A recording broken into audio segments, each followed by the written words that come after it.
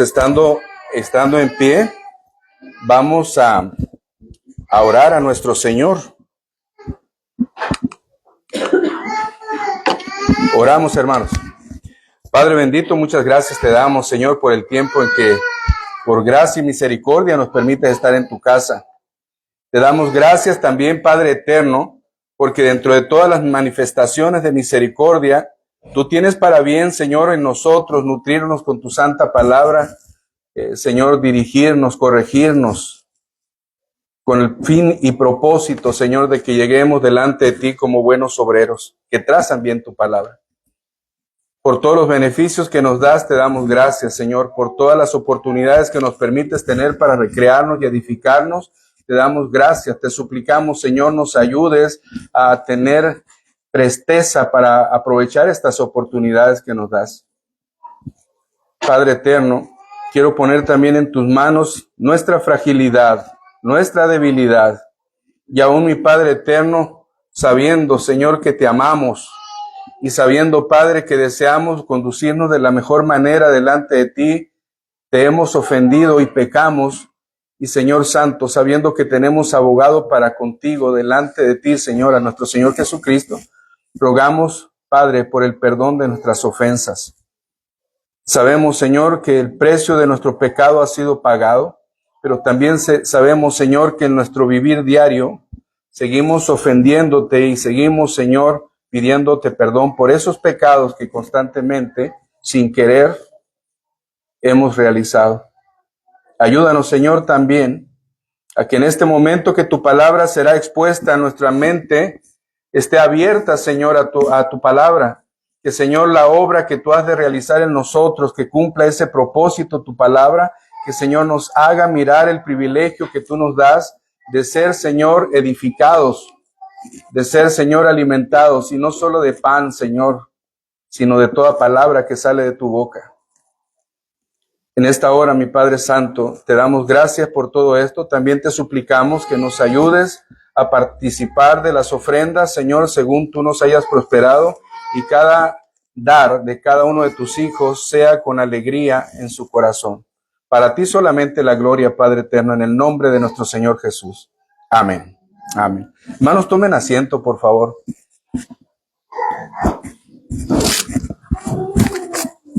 Vamos, hermanos, a abrir la palabra de nuestro Señor al profeta Nehemías, capítulo 8. Los primeros 8 versos. Nehemías, capítulo 8, verso del 1 al 8.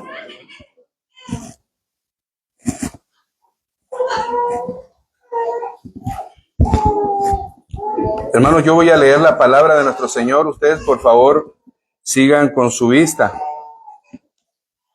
Nehemías capítulo 8, verso del 1 al 8. La palabra del Señor dice de esta manera: Y se juntó todo el pueblo como un solo hombre en la plaza que está delante de la puerta de las aguas, y dijeron a Esdras el escriba que trajese el libro de la ley de Moisés, la cual Jehová había dado a Israel. Y el sacerdote Esdras trajo la ley delante de la congregación, así de hombres como de mujeres, y de todos los que podían entender, el primer día del mes séptimo. Y leyó en el libro delante de la plaza que está delante de la puerta de las aguas, desde el alba hasta el mediodía, en presencia de hombres y mujeres, y todos los que podían entender, y los oídos de todo el pueblo estaban atentos al libro de la ley. Y el escriba Esdras estaba sobre un púlpito de madera que había hecho para ello. Y junto a él estaban Matatías, Sema, Anías, Urías, Hilcías y Maasías a su mano derecha. Y a su mano izquierda, Pedaías, Misael, Malquías, Asum, Asbadanas, Zacarías y Mesulán. Abrió pues Esdras el libro a ojos de todo el pueblo, porque estaba más alto que todo el pueblo. Y cuando lo abrió, todo el pueblo estuvo atento. Bendijo entonces Esdras a Jehová, Dios grande. Y todo el pueblo respondió: Amén, amén, alzando sus manos. Y se humillaron y adoraron a Jehová inclinados a tierra. Y los levitas Jesúa, Banis, Serebías, Jamín, Acub, Sabetai, Odías, Maasías, Kelita, Azarías, Josabed, Anán y Pelaía, hacían entender al pueblo la ley, y el pueblo estaba atento en su lugar y leían en el libro de la ley de Dios claramente y ponían el sentido de modo que entendiesen la lectura. Amén. Dios bendiga su palabra. Hermanos, cuánta cosa importante miramos en lo que dice Nehemías acerca de la lectura de la palabra de Dios. Dice el verso 5, abrió pues Esdras el libro a ojos de todo el pueblo porque estaba más alto, y todo el pueblo cuando lo abrió estuvo atento. Hermanos, cuando en mi pueblo hablaba mi papá, los hijos dejábamos lo que estamos haciendo. Teníamos que escuchar a mi papá. Es la autoridad en la casa. Pero hermanos, aquí estamos hablando de un Dios santo y eterno, ¿verdad? Que tiene, hermanos, la consideración de tratarnos de tal manera, con tanta misericordia y gracia, que nos envía su carta para decirnos su voluntad, para, hermanos, cobijarnos en su misericordia y gracia, y para que en ello nosotros crezcamos siendo exhortados, corregidos, instruidos para toda buena obra. Gracias a Dios, hermanos, por la palabra del Señor. Hemos estado hablando de la iglesia, de este grupo de creyentes comprometidos a cuidarse mutuamente, de este grupo de creyentes, hermanos, bautizados, pero de este grupo de creyentes, hermanos, que se reúnen para adorar a Dios. Y el domingo pasado hablamos de la adoración. Pero aparte de adorar a Dios, este grupo de creyentes, hermanos, bautizados y comprometidos a cuidarse mutuamente, también se reunían para ser exhortados con la palabra de Dios. Sí, guardar las ordenanzas como el bautismo y la cena del Señor por oficiales debidamente constituidos. Y hermanos, vamos a ir en ese proceso. Hablaremos después acerca del bautismo, acerca de la cena del Señor, pero también hablaremos del oficio y del quehacer del pastor. Tristemente, hermanos, en cada una de estas áreas, hoy en día se falla mucho. Muchas personas se adjudican la pertenencia a la iglesia simplemente porque asisten. Hermanos, la pertenencia a la iglesia de tal manera es por base al bautismo, a la membresía. Sí, hermanos, pertenecemos por la gracia del Señor después de haber creído por la obra de nuestro Señor a través de su Espíritu Santo. Pertenecemos a la iglesia universal. Eso es cierto. Pero la iglesia local es a través del bautismo, a través de la membresía, pues, a través de la membresía. Pero hay tantas cosas, hermanos, como que en veces no hay un compromiso de cuidarse mutuamente entre unos y otros. No hay un compromiso, hermanos, de manifestar verdaderamente que somos hijos de Dios amando al prójimo. Porque esto demuestra la naturaleza, hermanos, de nuestra relación con Dios. Si nuestra relación con el prójimo se ve afectada, si no amo a mi hermano, hermanos, ¿cómo puedo amar a Dios a quien no veo? Esta palabra también forma parte del quehacer de la iglesia. Y hermanos, la palabra también nos exhorta no solamente a amar al prójimo, aquel que te es agradable, aquel que es tu hermano. No, hermanos, también dice la palabra, ama a que es tu enemigo. Bendícelo. No lo maldigas. Pero hay iglesias, hermanos, que no hacen esto. Y cuando hablamos de la adoración, pues, hermanos, hay iglesias que adoran según les parece en su corazón y en sus emociones, adorar. Pero tendríamos que pensar, ¿por qué Nadab y Abiú, hermanos, fueron muertos según el libro de Levíticos? ¿Por qué murieron? Dice la palabra, porque ofrecieron fuego extraño que Dios no demandó. Y en los cultos hoy día, en muchas congregaciones, se hace lo que se quiere. Porque, hermanos, tiene una idea uno de que bajo mi principio, mis emociones, mis sentimientos, mi apego, mi razonamiento, voy a adorar a Dios. Hermanos, estamos tan limitados nosotros. ¿Cómo podemos adorar a un Dios santo, puro, con nuestras ideas e imaginaciones si nosotros somos imperfectos? Hermanos, lo único que podemos hacer es adorar a Dios según demanda Dios que lo adoremos. Ahí está en la Biblia. Y no solamente, hermanos, la adoración, sino que la predicación de la palabra de Dios también está contemplada como la parte esencial y principal del culto, y está en la Biblia. No es, hermanos, lo que yo quiera hablar. No es, hermanos, lo que yo los quiera entretener. Porque hermanos, ahora también este es un problema. Entre más capte la atención, entre más oratoria tenga la persona, entre más dicho tenga y más facilidad de entretener a la gente, hermano, la congregación está siempre presente y concurrido los templos, pero sus corazones están vacíos.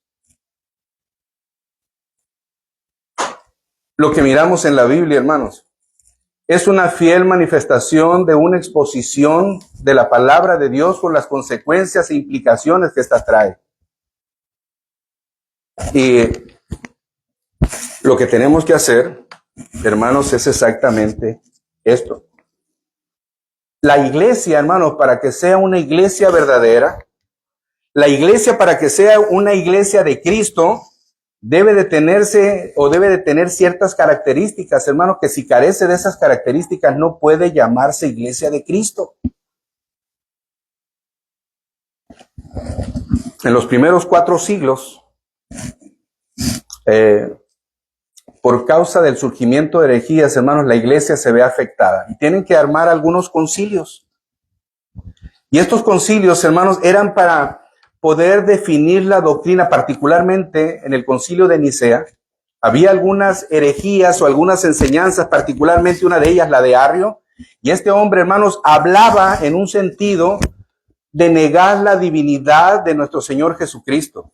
Ese concilio de Nicea trataba acerca de la persona y la divinidad de Cristo. Pues hermanos, a raíz de esto y a raíz de que han surgido muchas herejías, pues hermanos, los padres de la iglesia buscaron encontrar las características propias, básicas de la iglesia de Cristo, y encuentran 4. Que la iglesia, hermanos, debe de ser una, no muchas, una sola. Que esta iglesia, hermanos, que además de ser una sola, es santa. Porque ha sido apartada del mundo para Dios. Y porque, hermanos, es de origen divino. Y porque esta iglesia es instituida por Dios. Y, hermanos, edificada también por nuestro Señor. Así que la iglesia es una, es santa, es católica y es apostólica. Hermanos, miren, no vayamos a agarrar un rumbo equivocado al escuchar lo que digo, de que la iglesia es santa, católica y apostólica. No estamos hablando de romanismo. Estamos hablando, hermanos, de lo que la Biblia dice que es la iglesia. Es una. No hay muchas, hermanos. Yo creo que todas las herejías que salieron en un momento determinado empezaron a hacer que la iglesia se fuera haciendo diferentes cuerpos, diferentes facciones, que, hermanos, no todas deben de llamarse cuerpo de Cristo o iglesia de Cristo. Es santa, la entendemos por santa, hermanos, porque nuestro Señor dice, se entregó a sí mismo por ella para presentársela santa. ¿Sí? Pablo lo dice a los Efesios. Hermanos, esta iglesia es católica, porque la palabra católica significa universal. A lo largo de la historia, a lo largo, hermanos, de los siglos, toda persona que en el principio creó en el Señor Jesucristo y su fe fue contada por justicia, forma parte de esta iglesia católica, es decir, universal. La palabra universal, hermanos, significa católica, o católica significa universal. Pero aparte, hermanos, el fundamento de la iglesia es el fundamento apostólico. Así que la iglesia es apostólica. Y esto, hermanos, es lo que miramos, porque en los concilios, cuando busca corregirse el rumbo de estas herejías, pues también, hermanos, surgen las confesiones y los credos. El credo niceno, hermanos, cuando nosotros lo repetimos al tomar la Santa Cena, usted se dará cuenta de que hace mención de estas características de la iglesia. Una santa, apostólica, católica y apostólica. Esto es la iglesia.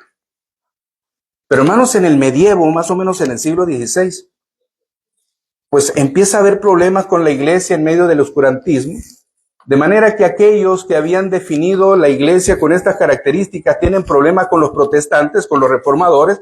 ¿Por qué, hermanos? Porque ellos se habían separado de la iglesia católica romana, se separaron. Y ellos podían decir, ustedes no forman parte de la iglesia, pues se separaron, entonces ya la iglesia no es una, porque ustedes se separan, entonces ustedes no son parte de la iglesia. Hermanos, los reformadores lo que hacen es buscar las características mínimas para que la iglesia sea de Cristo.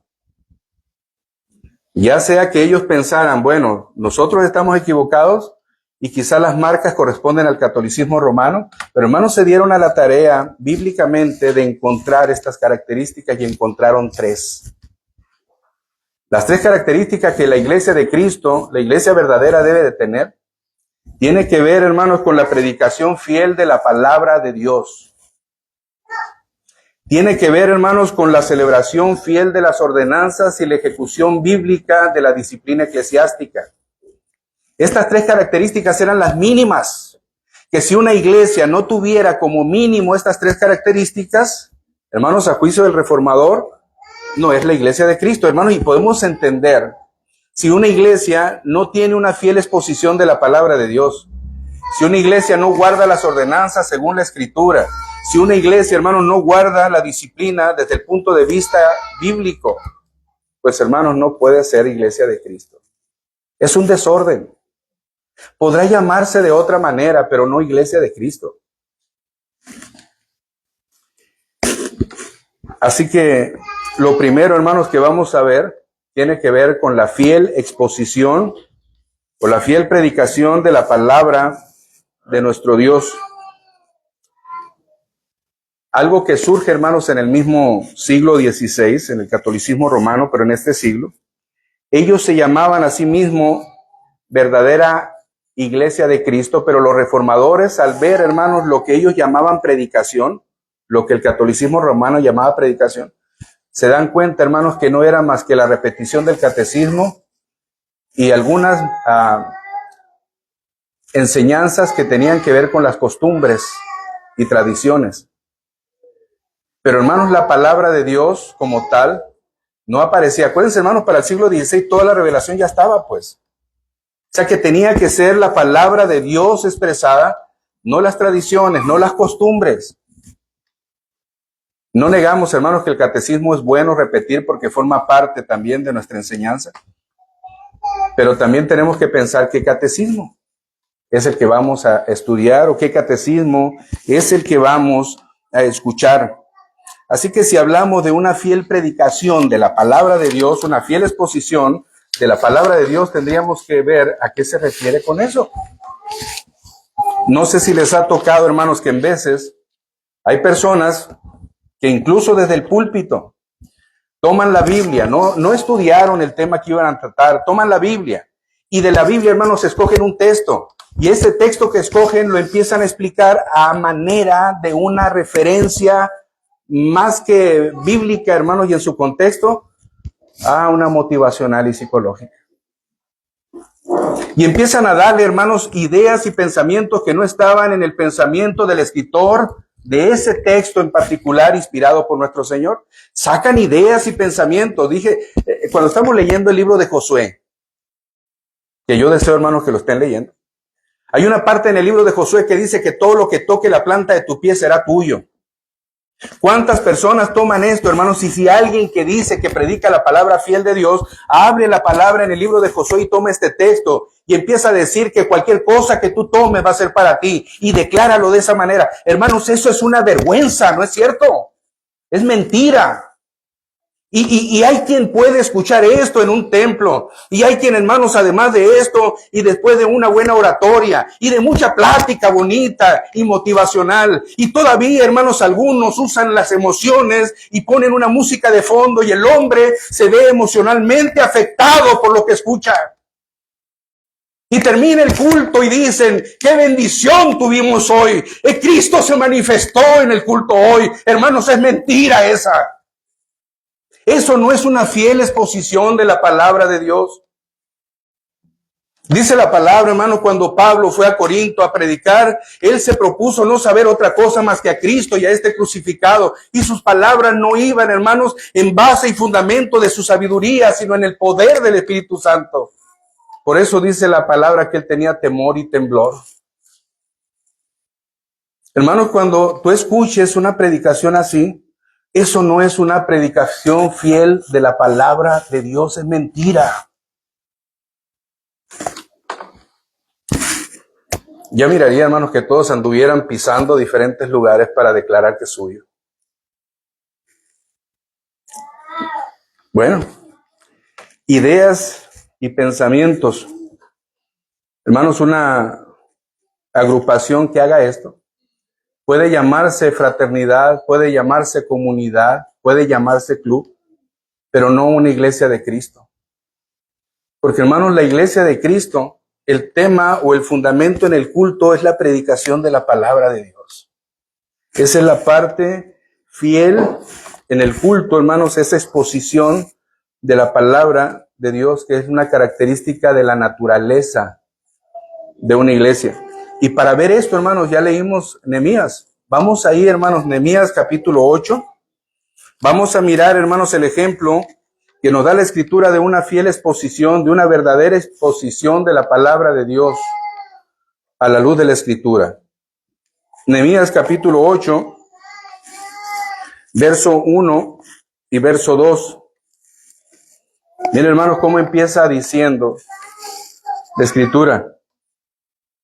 Y se juntó todo el pueblo como un solo hombre en la plaza que está delante de la puerta de las aguas, y dijeron a Esdras el escriba, que trajese el libro de la ley de Moisés, la cual Jehová había dado a Israel. Y el sacerdote Esdras trajo la ley delante de la congregación, así de hombres como de mujeres, y de todos los que podían entender, el primer día del mes séptimo. Hermanos, todo el pueblo reunido como una asamblea. La palabra asamblea tiene que ver con eclesía o iglesia. Todo el pueblo reunido como una asamblea. ¿Se habían reunido para qué, hermanos?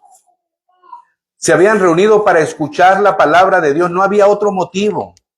No era, hermanos, un mitin político. No, hermanos, se habían reunido para escuchar la palabra de Dios que sería leída por boca de Esdras.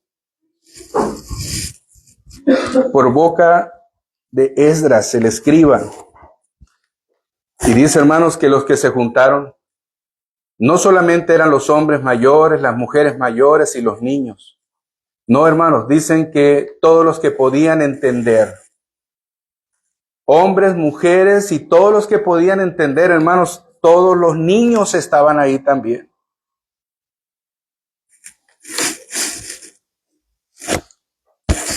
Y, hermanos, algo que me llama la atención es esto. Los niños estaban presentes en el culto dedicado a nuestro Dios, lo cual incluye, hermanos, como ahorita, la exposición de la palabra de Dios. Ellos estaban ahí. Miren, hermanos, cómo hoy en día nos vemos tan influenciados por la psicología y la pedagogía. Hay quienes dicen, hermanos, que por acción o por condición de los niños no deben de estar expuestos a un tiempo tan prolongado porque ellos no ponen atención. Ellos tendrán la atención los primeros 5 o 10 minutos quizá, pero después la atención se pierde. Pero luego también dicen, hermanos, que hay mejor manera de enseñar a los niños y eso tendría que ser a la altura de ellos, bajo circunstancias que ellos pudieran asimilar, como el colorear, dibujar, etcétera, etcétera. Y hermanos, esta es una manera en que ellos podían ser educados, pero la palabra de Dios dice que desde la mañana hasta la tarde, no 40 minutos. ¿Cuánto dura el culto, hermanos, aquí? Si estamos 2 horas, hermano, ¿no podrían nuestros hijos estar expuestos a la palabra de Dios? Dice el salmista que fuimos formados y concebidos en pecado y en maldad. De manera, hermanos, que nuestros niños necesitan estar expuestos a la palabra fiel de nuestro Dios. Porque ellos desde temprano pecan. Y desde temprano tienen que estar expuestos a la palabra de Dios. Y a una relación con Dios, porque también nuestros hijos fueron hechos para la gloria de Dios. Ya sea, hermanos, tristemente, en la condenación o en su salvación. Porque en su justicia y en su misericordia y gracia Dios es glorificado. ¿Se imaginan, hermanos, cuál es la razón? En veces creemos más a la psicología, creemos más a la pedagogía y estamos esperando que nuestros niños estén allá afuera siendo enseñados. Hermanos, cuando todos estaban aquí reunidos, yo creo que 6 horas más o menos, o poco más. No, yo creo que más, mucho más. Desde el alba, desde el amanecer hasta el atardecer. ¿Cuántas horas? Y los niños estaban escuchando la lectura de la palabra de Dios, desde el más pequeño hasta el más grande, así de hombres y mujeres. Todos estaban, hermanos. Yo les animo a que no saquen a sus hijos cuando esté el culto. No los saquen. Hermanos, cuando nosotros permitimos que nuestros hijos estén fuera del culto, estamos cometiendo un error. Y les voy a decir por qué.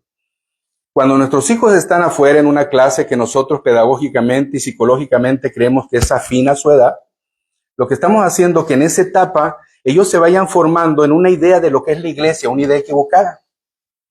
Entonces ellos llegarán a creer que la iglesia es jugar, que la iglesia es colorear, que la iglesia es corretear, que la iglesia no implica seriedad. Y cuando pasa el tiempo y entonces los niños ya crecieron y están en condición de entrar al templo, al culto, a la predicación, hermanos, los niños se van a ir, no van a querer desarrollarse aquí. ¿Por qué? Es que el hermano grita mucho, es que el hermano es muy enfadoso, es que es muy serio y es muy monótono. Y es que los salmos, hermanos, y podrá haber tantas cosas porque el niño se acostumbró a colorear afuera, a jugar afuera, y nunca aprendió, hermanos, que esa no es el principio bíblico de la iglesia.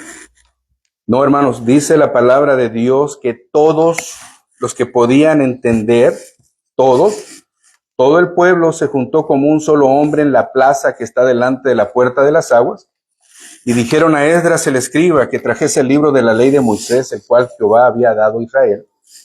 Y el sacerdote Esdras trajo la ley delante de la congregación, así de hombres como de mujeres, y de todos los que podían entender, el primer día del mes séptimo.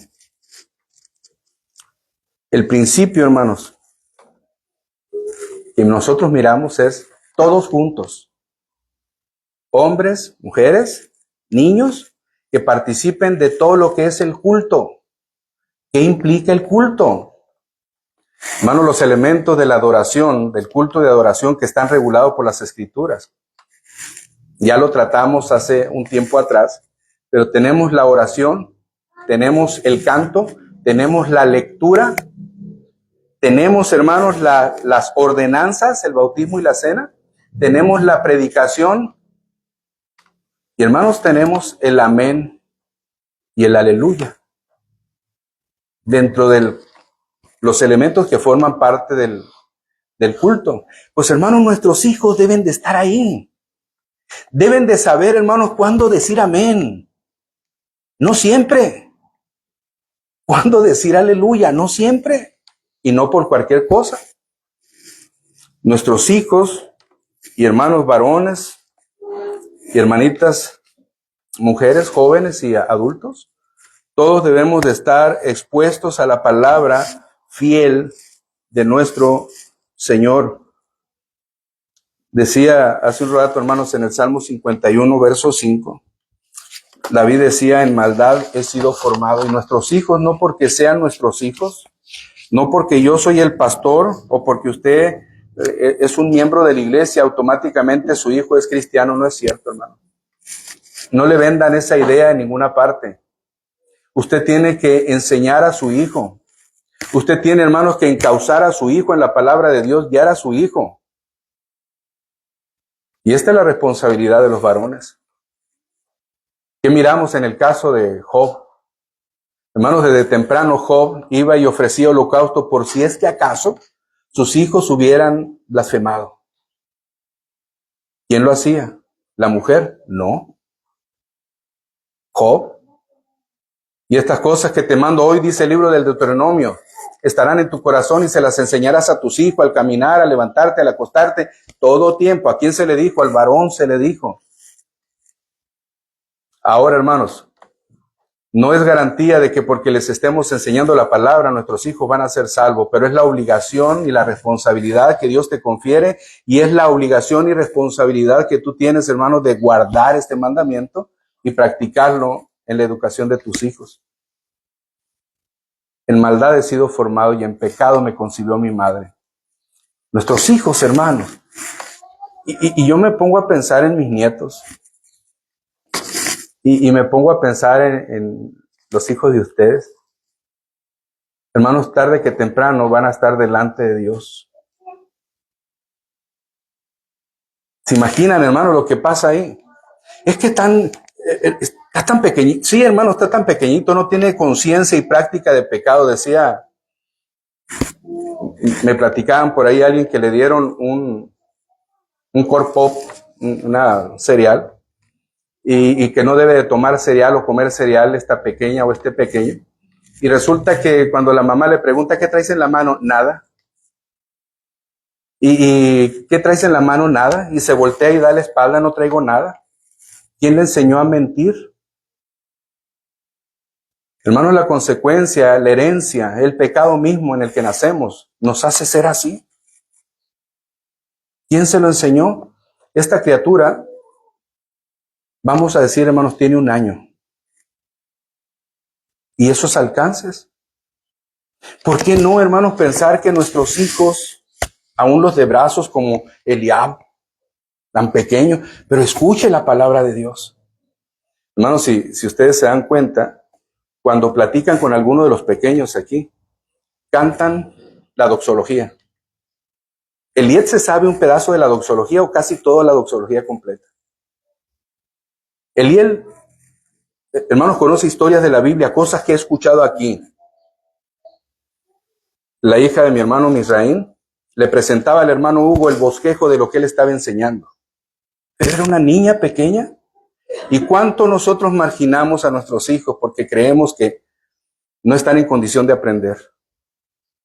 Hermanos, Dios ha hecho criaturas tan perfectas y nos ha dado su palabra perfecta para que estas criaturas tan perfectas en términos de creación no se vayan a la imperfección espiritual o no caminen, hermanos, en la decadencia espiritual.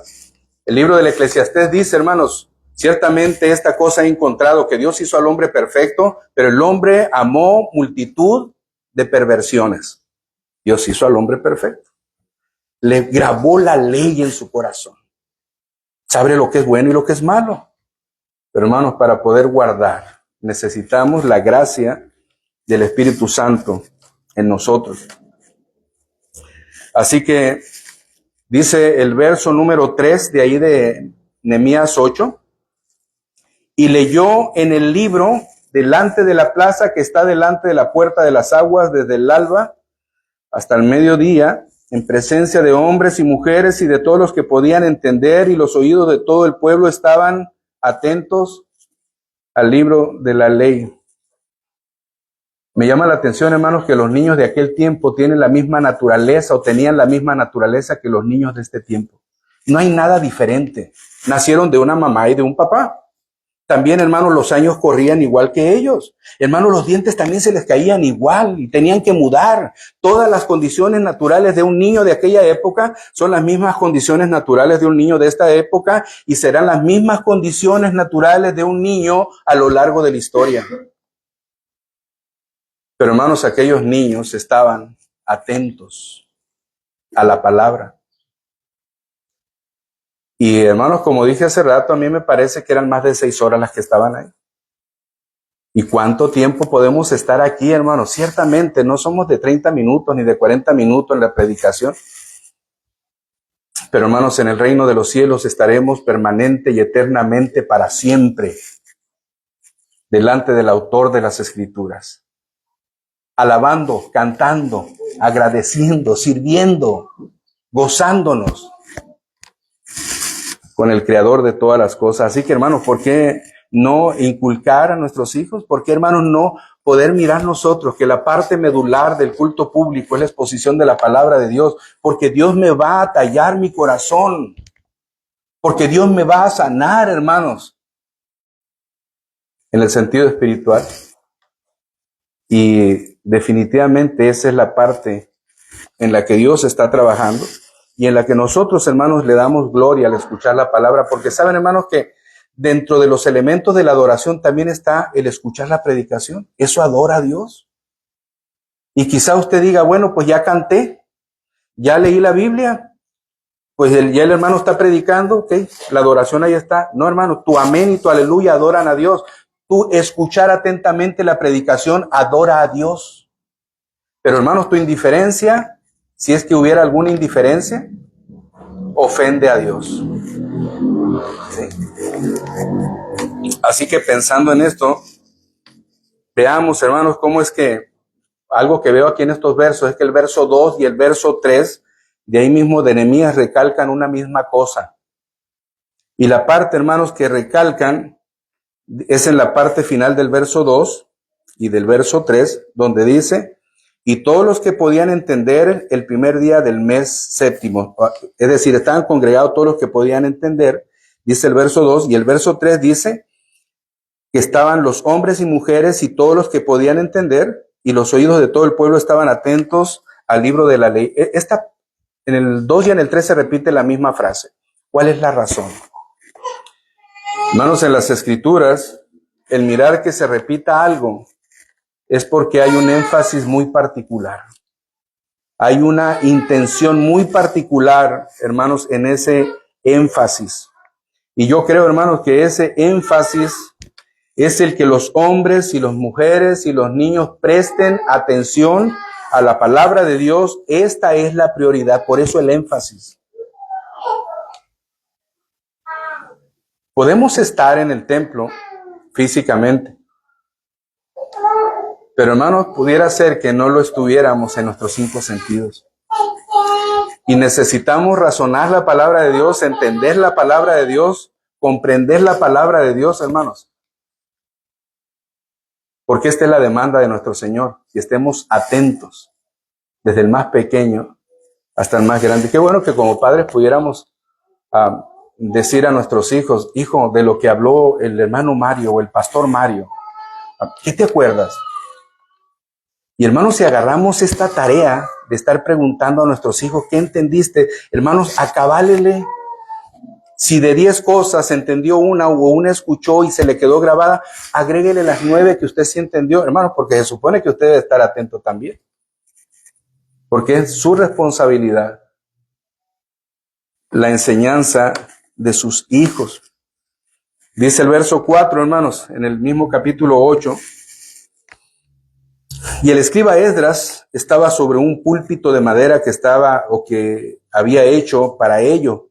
Y junto a él estaban Matatías, Sema, Anías, Urías, Hilcías y Masaías a su mano derecha y a su mano izquierda, Pedaías, Misael, Malquías, Asum, Asbadana, Zacarías y Mesulán. Pero la cuestión está, hermanos, ¿dónde estaba Esdras leyendo el libro de la ley?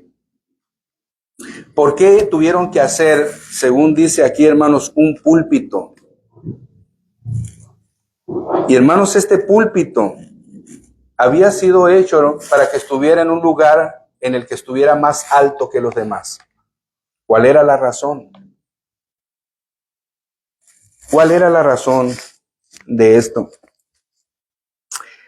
Hermanos, en el Antiguo Testamento, si ustedes recuerdan el tabernáculo, o incluso, hermanos, en las edificaciones, en los templos, el lugar que predominaba, el lugar que era más visible, el lugar que era más importante, era el altar. Y la razón tenía que ver por la celebración de los sacrificios. El altar era la parte más importante. Bueno, y esta era la manera en que el judío le rendía el culto a Dios. Pero, hermanos, cuando Cristo vino,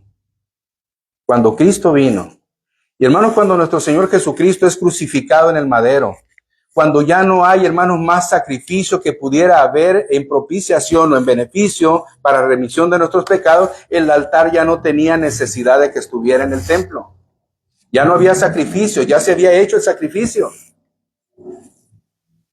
Ese altar, hermanos, entonces, a la venida de nuestro Señor Jesucristo, debería de ser quitado y poner en la parte central de eso solamente el púlpito para que la predicación de la palabra de Dios tomara la referencia central del culto.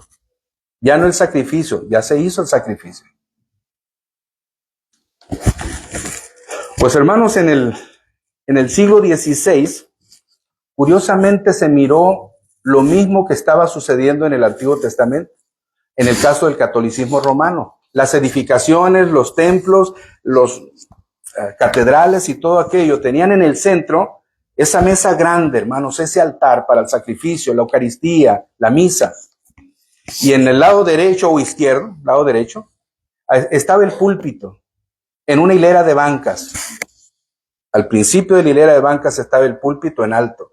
Pero hermanos, la mesa del altar o el sacrificio, la Eucaristía o la misa, estaba en el centro.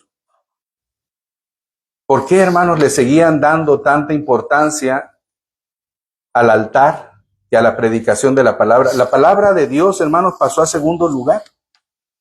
Y en primer lugar era el sacrificio.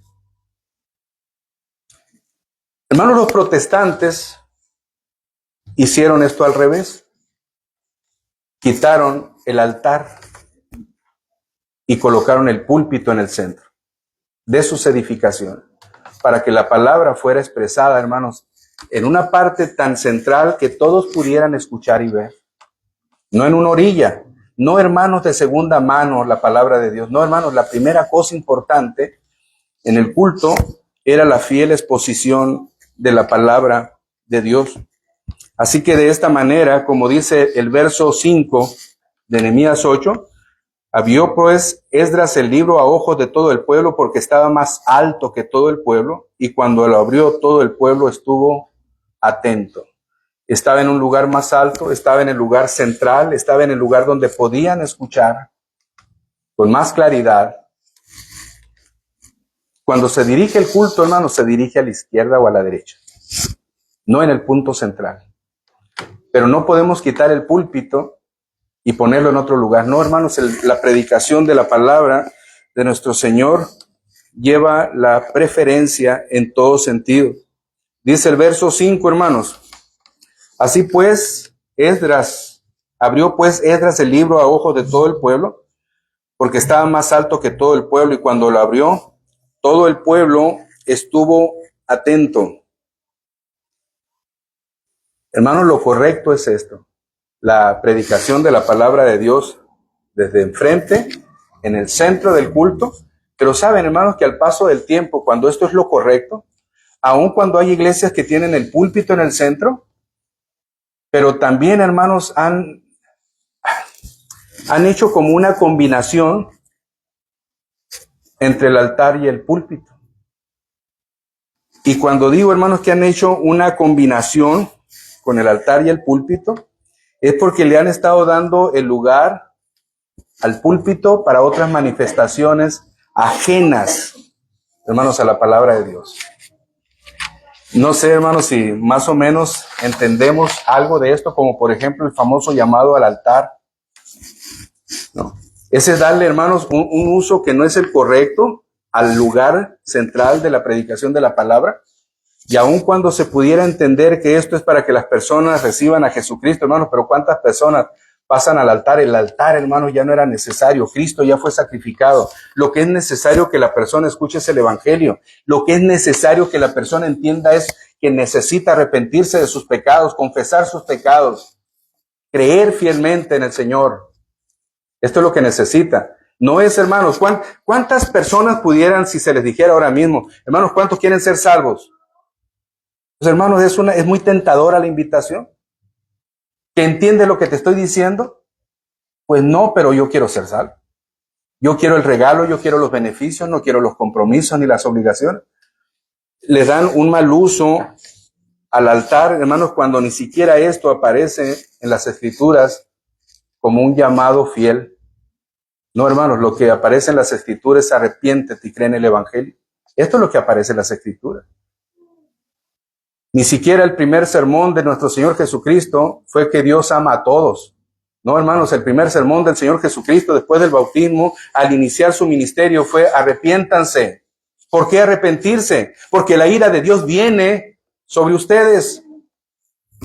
Porque hermanos, si no hubiera manifestación del justo juicio de Dios, entonces ¿para qué arrepentirse? Y hay quienes enseñan que Dios ama a todos, de manera que todavía la persona sigue confundida y engañada, yéndose al infierno creyendo que por haber levantado la mano fue salvo.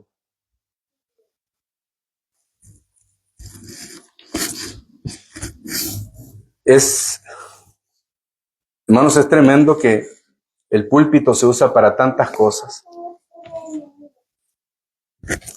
Cuando Dios llamará a cuentas por el mal uso del púlpito. Verso 6 dice, hermanos, de Nehemías capítulo 8, bendijo entonces Esdras a Jehová Dios grande, y todo el pueblo respondió, amén, amén, alzando sus manos y se humillaron y adoraron a Jehová inclinados a tierra. Hermanos, en aquel sermón, aquel bendecir, aquel exaltar, aquel adorar, aquel alabar a Dios, hermanos, genera un amén. Amén. Y, hermanos, decía hace un rato que el amén también forma parte de los elementos que forman el principio regulador en la adoración. Pero hoy en día, tanto el amén como el aleluya se usan indiscriminadamente. Hermanos, el amén era para confirmar una declaración dada a través de las escrituras o cualquier cosa que exaltaba a nuestro Dios. No era el amén para cualquier cosa. Hermanos, yo también cometo el error por la costumbre. Vas a venir a trabajar el día domingo. Amén. No aplica. Mejor di sí.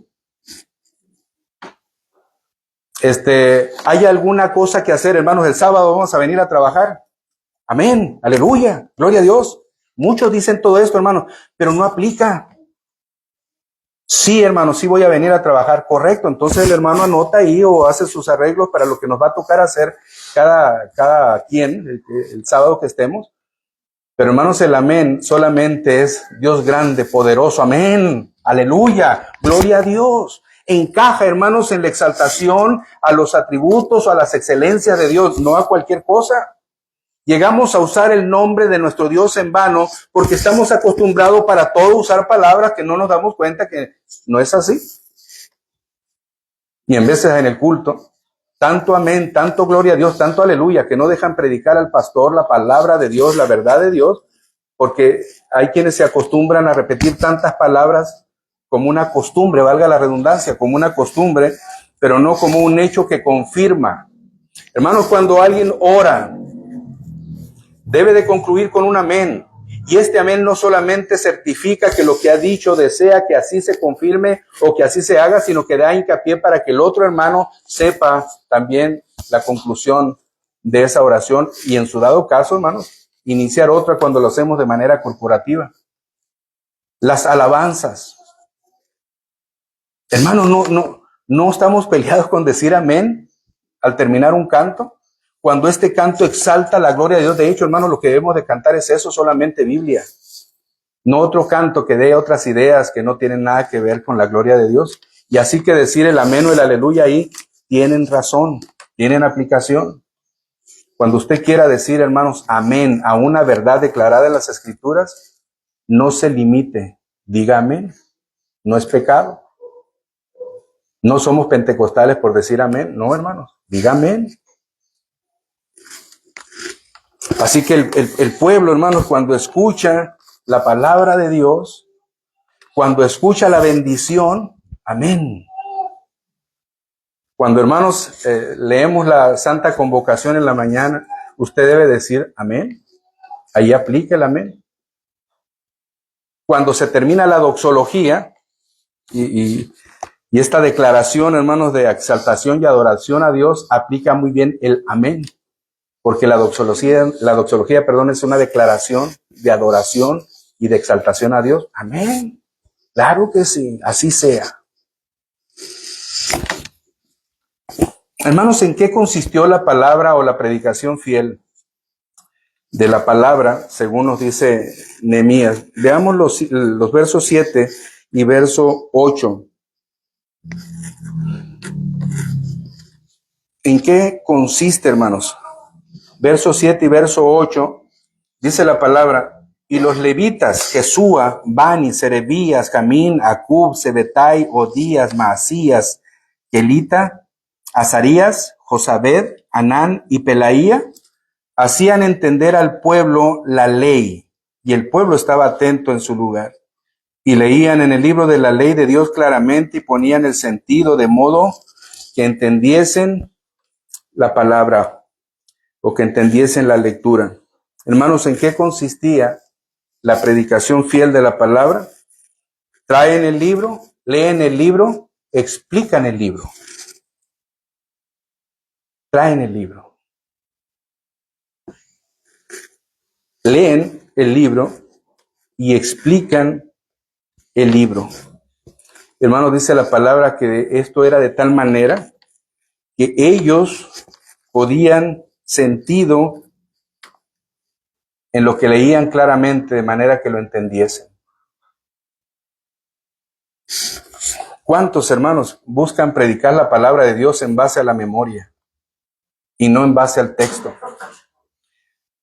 Esdras, yo puedo pensar, hermanos, si cuando niños, los judíos, recitan la ley o la Torá, y están, hermanos, constantemente recitando palabras que mismo Pablo le dijo a Timoteo. Desde niño has conocido las Escrituras. Pues, hermanos, Esdras conocía las Escrituras. Pero ¿por qué Esdras no dijo, no, que yo me la sé de memoria, la voy a recitar? ¿Por qué, hermanos, era necesario que le trajeran el libro? Porque, hermanos, así era necesario que sucediera.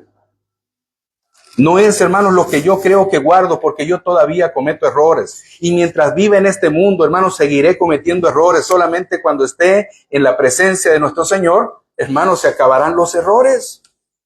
Pero mientras cometemos errores, de manera que ellos traen, o él trae el libro, lee el libro y explica el libro. Y hermanos, ese libro, esa explicación, esa predicación de la que Esdras toma el tiempo, no es el tiempo, hermanos, para que él se desplaye en su oratoria. No es el tiempo, hermanos, para que este hombre manifieste su conocimiento o su elocuencia. No es el tiempo para entretener personas y hacerlo más agradable, pues desde la mañana hasta la tarde, ya estamos como a media mañana, ya están cansados, les voy a contar un chiste. Para que se relajen y estén contentos, se rían un poco y les sigo platicando. No, hermanos, no era el tiempo para eso. Esa no es la fiel predicación de la palabra de nuestro Dios. Hermanos, la fiel predicación de la palabra de nuestro Dios no es otra cosa más que un puente entre la Escritura y los que escuchan. La fiel predicación de la palabra de Dios no es otra más que una exposición, más que un puente, más que, hermanos, una revelación de la palabra de Dios a las personas que escuchan. Eso es la predicación. Es Dios hablando a través de su palabra, usando al predicador como medio. Esta es la fiel predicación. No es que el predicador se le ocurra hacer cosas, no. El predicador solamente debería de ser la bocina por la cual Dios habla. Y esta fiel exposición, hermanos, es útil para enseñar, y es útil para corregir, y es útil para instruir en justicia. Con el propósito de que Pablo dice en la carta a Timoteo, de que estemos enteramente preparados para toda buena obra. La fiel exposición de la palabra de Dios, hermanos, en el mismo verso 8 nos dice que leían el libro de Dios de manera clara y ponían el sentido de modo que entendiesen la Escritura. Ellos, hermanos, explican la Escritura y aplican la Escritura. Porque, hermanos, al explicar las Escrituras, la predicación tiene que implicar esto, explicar la Escritura y aplicar la Escritura. Y, hermanos, ¿cómo vemos que esta predicación fiel fue aplicada? Bueno, tendremos que mirar el capítulo 9 de Nehemías, versos del 1 al 3. Dice la palabra de Dios, hermanos. El día 24 del mismo mes se reunieron los hijos de Israel en ayuno y con cilicio y tierra sobre sí, Y ya se había apartado la descendencia de Israel a todos los extranjeros, y estando en pie, confesaron sus pecados y las iniquidades de sus padres, y puestos de pie en su lugar, leyeron el libro de la ley de Jehová su Dios la cuarta parte del día, y la cuarta parte confesaron sus pecados y adoraron a Jehová su Dios.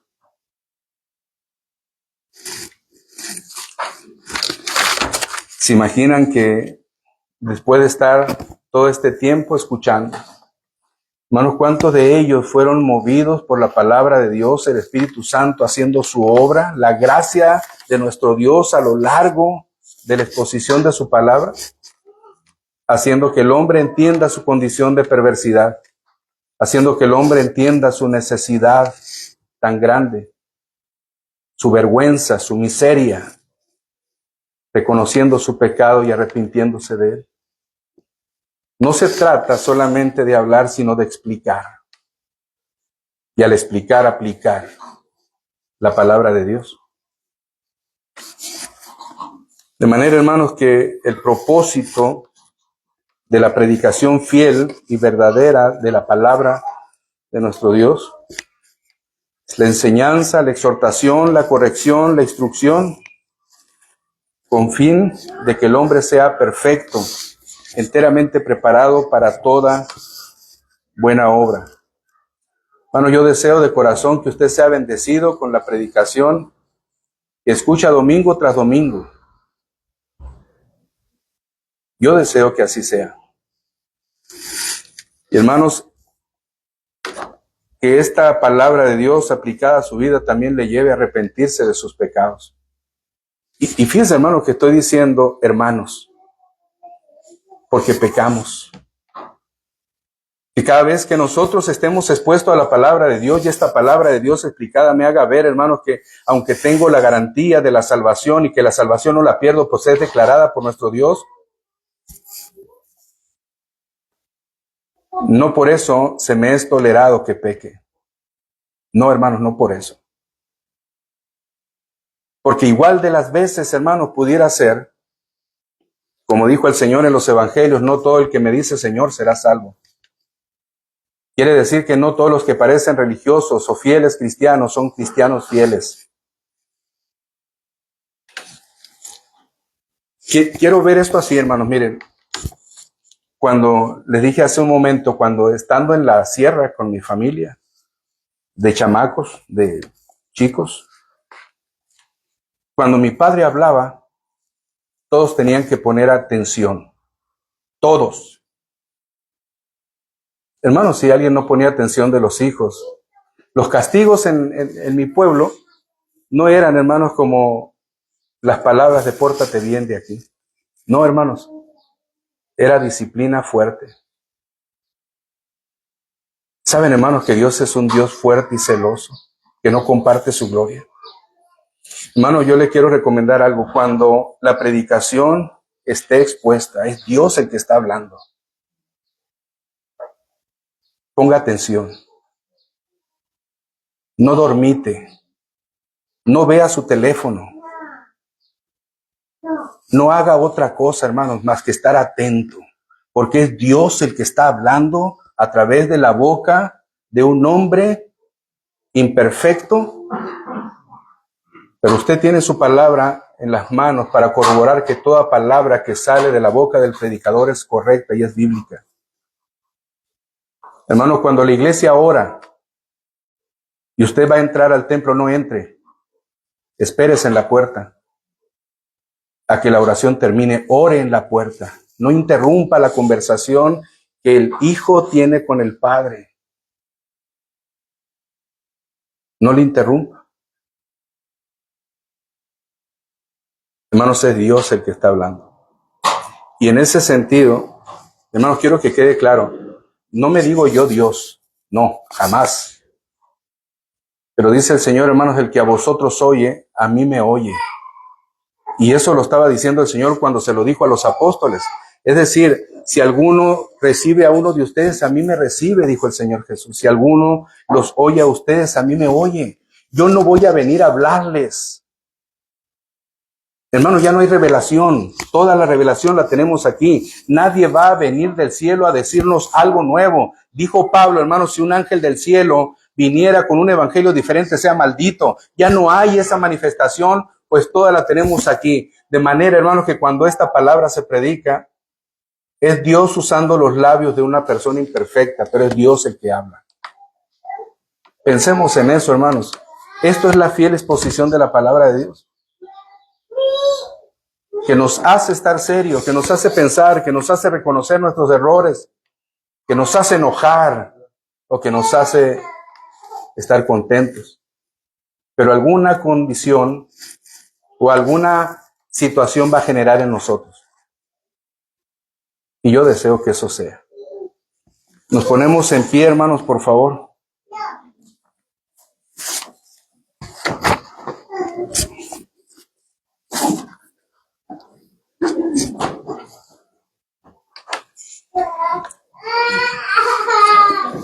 Oramos, hermanos. Padre bendito, gracias te damos, Señor, por el tiempo que nos has permitido estar en tu casa. Gracias, Padre, porque como tu iglesia,